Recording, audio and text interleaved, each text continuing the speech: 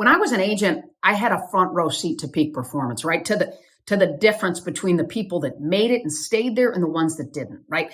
Like the difference between the PGA or LPGA players that get their cards and then go out there and win tournaments and stay there for a long time and the ones that don't, right? The D1 coaches that win games and championships and the ones that get fired, right? The baseball players that get to the big leagues and then win Cy Youngs and Gold Gloves and World Championship, the difference between them and everybody else. And there's a lot of things that are different about them. But one of the things that I haven't really talked a lot about before, but I think is so important to sort of highlight, is the ones that got there and stayed there. One of the things that was different about them was their capacity. Their capacity. In other words, there were so many times when players or coaches, they would call me on their way to the field or the court or the course or whatever it was.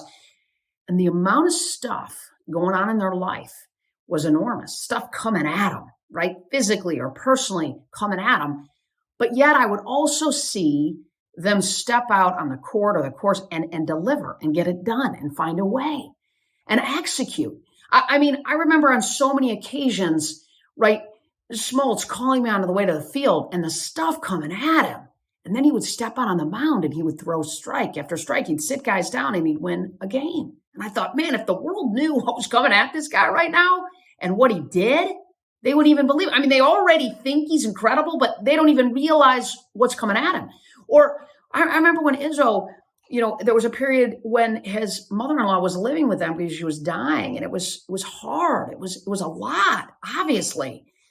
But yet he would get out there and he would win games. And it was always fascinating to me. And here's the problem, right? We all have stuff, right? We all have stuff coming at us personally and professionally all the time. We all do, right? We all have stuff. And what I saw the best do is they would remove the unimportant, right? They would remove the unimportant. Now, here's a bit of an extreme example, but I remember I was walking a practice round with one of my PGA Tour players, and I would often go and walk practice rounds on Tuesdays with my players before a tournament. It's a great way to spend 4 hours together and hang out and be together and connect, et cetera, while they were also obviously preparing for the tournament. And I remember one of my guys, I gotta leave his name out, but his phone just kept ringing, kept vibrating, kept buzzing, kept going off. And he was just getting so frustrated. Stuff was coming at him, right? He literally picked up his phone and he heaved it into the pond. I mean, just threw it into the pond and said, I'm done with it. For like 3 weeks, he went without a phone. I mean, literally went without a phone. And which in this day and age, it's hard to get our head around, right? And he just removed it. And here's the thing. I mean, I'm not suggesting that we need to go to that extent, but here's what I am suggesting. Phones are one of the biggest distractions that we have. And we hear this and we talk about it and everything, but it is something that we can control. And it is something that we can minimize. And that if we do, it could increase our capacity for the things in our life that matter most. So here's my challenge to you, is to do a digital detox. Do a digital detox. In other words, take your phone and take every app on your phone. Now, while I'm telling you this, I know you're probably shaking, but take every app on your phone and delete it.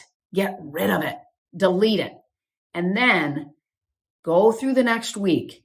Delete all the apps. Go through the next week and just add back what you need, what you absolutely need. So what I would challenge you to do to improve your capacity, in part, do a digital detox. You don't have to throw your phone into the lake like my guy did, but do a digital detox. Remove the apps that you don't use, add them back as you need them. Happy detoxing.